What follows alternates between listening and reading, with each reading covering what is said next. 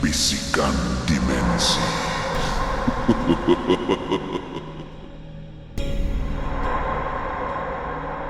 Malam di pinggir hutan Nusantara itu terasa sangat berat, seolah-olah udara di situ membeku di dalam paru-paru. Suasana tidak lagi membawa aroma alam yang biasa. Sebaliknya, bau reputan dahan tua yang berkulat dan hapak kain lama mula menyelubungi kawasan pokok beringin tua.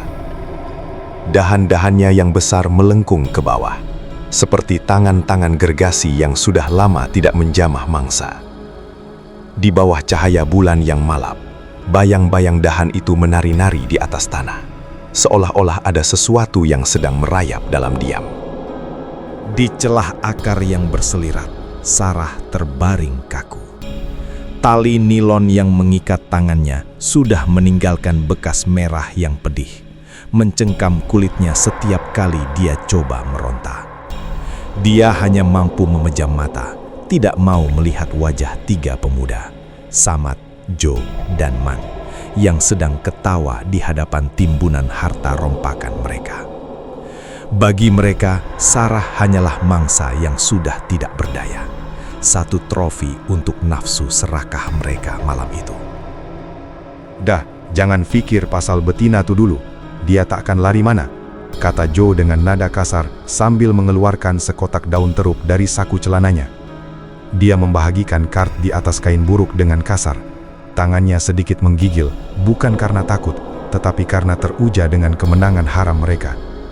Mereka mulai berjudi, diselangi tegukan minuman keras yang membakar kerongkong. Ketawa mereka yang kasar memecahkan kesunyian hutan, satu bunyi yang sangat asing dan menghina keheningan malam Nusantara. Namun, mereka tidak sadar, setiap bunyi tawa itu adalah jemputan kepada sesuatu yang sedang memerhati dari kegelapan. Sesuatu yang sudah lama tidak terusik. Zerap, tiba-tiba lampu picit yang diletakkan di atas batu berkelip-kelip, lalu terpadam. Suasana menjadi hitam pekat dalam sekelip mata. Hanya bunyi nafas mereka yang tercungap-cungap kedengaran dalam keheningan yang mendadak itu. "Hoi Man, kau tak cas ke baterai ni?" herdik Samad dalam kegelapan. Suaranya sedikit bergetar, coba menyembunyikan rasa cuak yang mula menjalar. "Cas lah bang, baru beli ikut." Man meraba-raba lampu itu dengan cemas. Tiba-tiba, puk! Sesuatu yang lembut, berat dan berbulu jatuh tepat di atas bahu Man. Man menjerit sekuat hati, menyangka itu tangan hantu yang ingin menyeretnya ke alam gaib. Dia menepis benda itu sehingga jatuh ke tanah. Bila lampu menyala semula hasil ketukan Man yang nekat, cahaya lampu picit itu menyuluh ke arah lantai hutan. Ia hanyalah seekor burung hantu yang sudah mati. Namun, yang mengerikan ialah kepalanya terkulai dalam posisi yang tidak masuk akal, seperti dipulas dengan sengaja oleh kekuatan yang luar biasa. "Burung jepun, kau ni penakut sangat," ejek Jo. Walaupun mukanya sendiri sudah mulai pucat dan matanya meliar memandang ke arah dahan-dahannya di atas kepala mereka. Mereka coba sambung bermain, namun konsentrasi mereka pecah. Bunyi unggas hutan yang tadinya bising, kini hilang sepenuhnya, digantikan dengan kesunyian yang menyesakkan. Jo baru sahaja mahu menarik kad di tengah. Tiba-tiba dia terasa satu hembusan nafas yang sangat dingin dan berbau hanyir darah tepat di cuping telinganya. Shh. Jo tersentak sehingga terpelanting kad dari tangannya. Dia memegang telinganya yang terasa kebas akibat hembusan ais itu. "Siapa tuh? Samad, kau main-main kah?" Samad berkerut dahi, wajahnya juga mula dibasahi peluh jantan. "Main-main apa? Aku tengah tengok kad aku ni. Jangan nak buat lawak bodoh lah Jo." Tiba-tiba, lampu picit mereka mula berkelip lagi tanpa disentuh. Zup, zup, zup. Cahaya itu berkelip mengikut rentak jantung mereka yang kencang. Setiap kali lampu itu terpadam dan menyala, posisi Sarah yang terikat di pokok itu kelihatan berubah-ubah dalam kelajuan yang tidak logik. Pada kelipan pertama, Sarah masih kelihatan pengsan di tempat asal.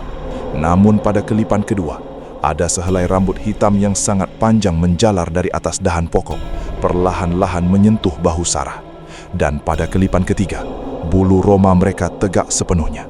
Di belakang Sarah, dalam celah kegelapan batang pokok, muncul sepasang mata merah menyala yang sedang merenung tajam ke arah mereka dengan penuh kebencian. "Tadi ada mata," gagap Man. Jari telunjuknya menggigil hebat menunjuk ke arah pokok beringin itu. Tiba-tiba, suasana menjadi sunyi sepi yang luar biasa.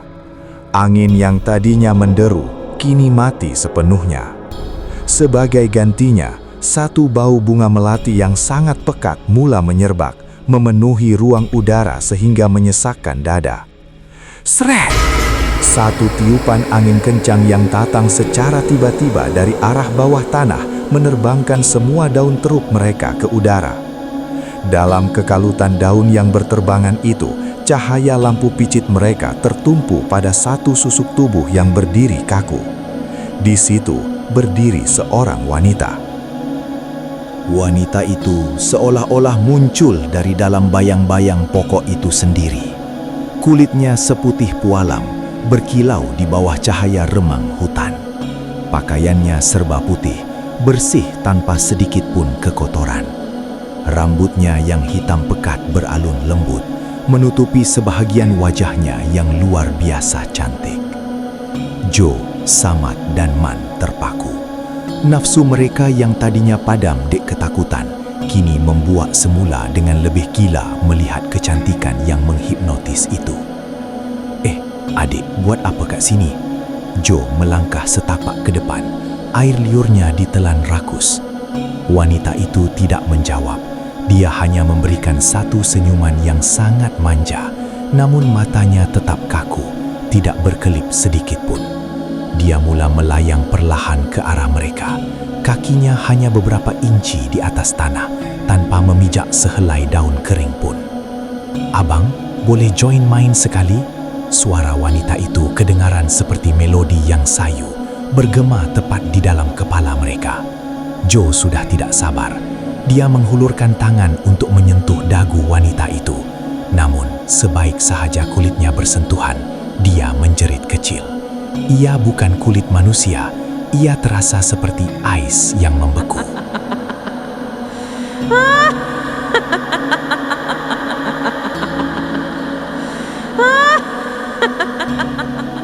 Pilayan itu meletus secara tiba-tiba, sangat kuat sehingga memecahkan botol arak di tangan Man. Cahaya lampu picit mula berkelip dengan laju, seperti lampu strop yang rosak. Dalam setiap kelipan yang pantas itu, wajah wanita cantik tadi berubah menjadi ngeri di hadapan mata mereka. Pada kelipan pertama, kulit wajahnya mula mengelupas dan jatuh ke tanah seperti kertas terbakar. Kelipan kedua menunjukkan rahangnya jatuh ke bawah dengan bunyi tulang patah, menampakkan lidah yang panjang, hitam, dan bercaban. Dan pada kelipan ketiga, matanya terkeluar dari soket, meninggalkan lubang hitam yang mengalirkan cecair pekat berbau bangkai. "Hantu!" jerit Man. Joe yang paling dekat tidak sempat berpaling. Kuntilanak itu melayang laju dan mencengkam kepala Joe dengan kedua-dua tangannya yang berkuku panjang. Dengan satu gerakan pantas, dia memusingkan kepala Joe sepenuhnya ke belakang. Krak! Bunyi tulang leher yang hancur bergema ngeri. Joe mati berdiri. Matanya masih terbeliak melihat wajah ngeri itu. Samad coba melibas parangnya, tetapi kuntilanak itu hilang dan muncul semula di belakangnya dalam sekelip mata. Kuku hitam yang panjang menusuk tepat ke dalam belakang Samad hingga menembusi dada. Samad melutut, darah membuak keluar dari mulutnya sebelum tubuhnya dicampakkan ke celah akar pokok yang seolah-olah mula bergerak memakan mayatnya ke dalam tanah. Man yang melihat kawan-kawannya disembelih terus hilang kewarasan. Dia berlari meredah belukar berduri tanpa arah, menjerit-jerit meminta tolong sambil terkencing di dalam seluar. Dia tidak sadar, dia sedang berlari dalam bulatan, kembali semula ke kawasan yang sama. Sementara suara hilayan kuntilanak itu terus mengekorinya dari atas pokok. Suasana kembali sunyi, hanya kedengaran bunyi darah yang menitik dari dahan pokok ke atas daun kering. Kuntilanak itu, yang kini pakaian putihnya sudah lencun dengan warna merah pekat, melayang perlahan ke arah Sarah. Sarah yang baru tersedar daripada pengsan melihat makhluk itu dengan tubuh yang menggigil hebat. Dia menutup mata, sedia untuk nyawanya diambil juga. Namun, dia terasa satu kehangatan yang aneh, satu rasa selamat yang tidak sepatutnya ada di situ. Sret, tali yang mengikatnya putus dengan satu hirisan kuku yang tajam. Kuntilanak itu membongkok, mendekatkan wajahnya yang kini kembali tenang dan cantik ke telinga Sarah. Pulanglah sayang, bawa kembali harta kamu. Jangan biar manusia-manusia busuk ini mengambil marwahmu. Sarah memandang ke arah timbunan uang dan emasnya. Dengan tangan yang tergetar-getar, dia mencapainya. Namun kuntilanak itu mencengkam bahunya dengan pandangan yang tajam. Tapi ingat pesan kakak, jangan sekali-kali kau berani kemari lagi.